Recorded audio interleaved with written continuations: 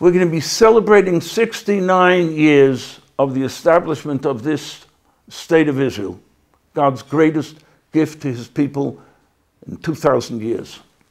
We're going to be celebrating 50 years since the unification of Yerushalayim, that awesome, awesome day. Me, whoever did not live through that period of time, May and June of 1967, there is nothing that compares to it. I remember it so well. You know what? I thank the Rabbi every day that I'm very close to my 82nd birthday. I was just about my bar mitzvah at the time of the establishment of the state. I was quite an adult, a Rosh Yeshiva already at the time of the Six-Day War. I was zeicher to live through awesome times.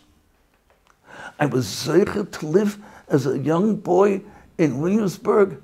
I came to shul in the morning, and I saw week by week more people rolling up their sleeves, and there was the Auschwitz number on them.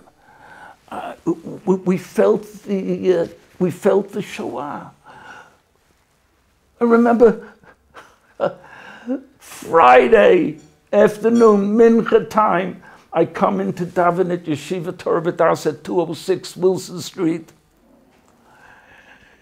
It was the 5th day of Iyar, 1948, and somebody came running into shul before mincha, and he says, President Truman recognized the state of Israel. There were 500 people in that shul. There were 500 giants in that shul. The joy was, you couldn't calculate the joy. It was one of the greatest things that have happened. It was unbelievable. And for Klal Yisrael, and you know, people forget. You know, people forget. That day, the British were going to leave Friday night at 12 midnight.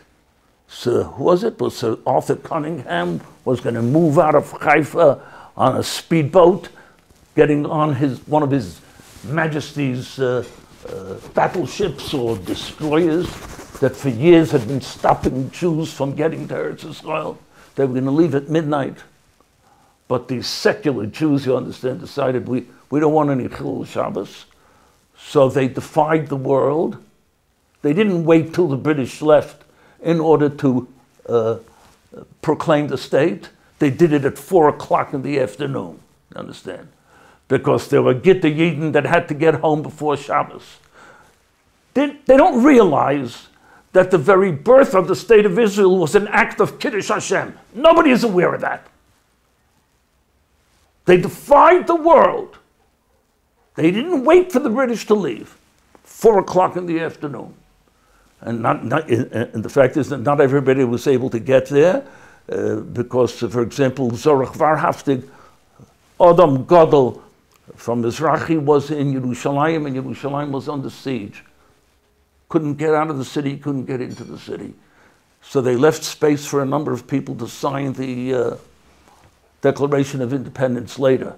They also don't know that 4 or possibly 5 wrote next to their names, B'siyata D'Shmaya. It's a holy document.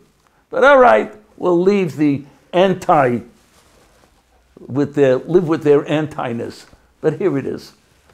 Fast forward, 69 years later. Most of those 69 years, we suffered from a number of enemies.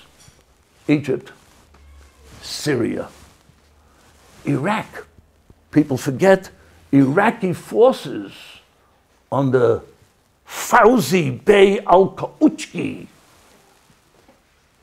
invaded Eretz Yisrael after the establishment of the state. The Iraqis also fought against it. And take a look at what the Rabbi does. It's there in Tanakh. Pasuk in Yeshayahu. V'sichsachti Mitzrayim b'Mitzrayim. You won't have to worry about Egypt because the Egyptians are going to take care of themselves.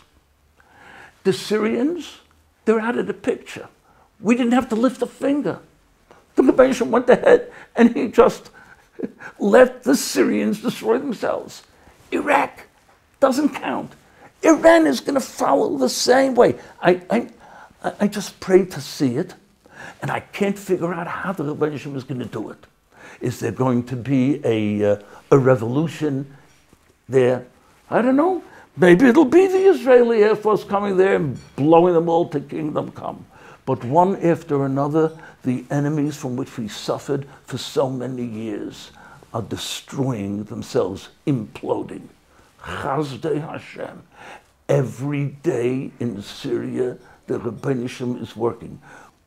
But you know what we have to remember? They would have done that to us. You know what else we have to think about? 69 years ago, the Rabbi started emptying out the Arab lands of Jews and brought them to Eretz Yisrael. What would have happened to the Iraqi Jewish community, the Syrian Jewish community, Jewish communities in Libya and Tunisia? The Rabbi then knew what was going to happen. He got them out there here. They're okay here. They're okay here. And I know what the naysayers, turned them into Chilayim. I don't know how. There's a lot to talk about that history. But there are a number of other things that you have to think about. And I've pointed this out. I started pointing it out to my grandchildren about a year and a half ago. A year and a half ago, they had, when they had pictures in the papers every day of Syrian refugees on an island near Greece, crossing the border into Hungary. I told my grandchildren, study those pictures. You see people who are frightened, people are exhausted, they're filthy. You can see the hopelessness. They don't know where they're going to go, which border they will cross, where will they be able to come to it and find a home. The United Nations says there are 60 million refugees in the world today. Did you ever stop to think for a minute there isn't a single Jewish refugee in the whole world? For 1900 years, we were the refugees of the world.